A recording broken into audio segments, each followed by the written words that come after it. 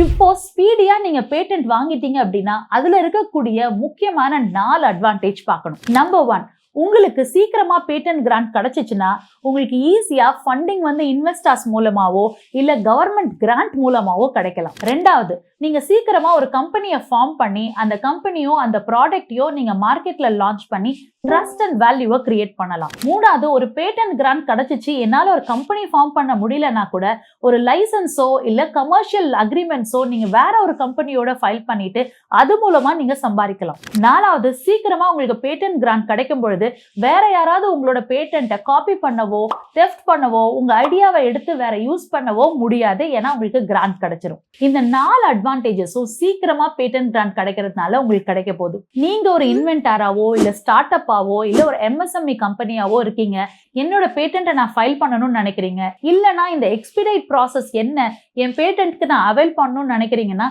இன்னைக்கே இந்த நம்பருக்கு கால் பண்ணி எங்ககிட்ட கன்சல்டேஷன் எடுத்துக்கோங்க.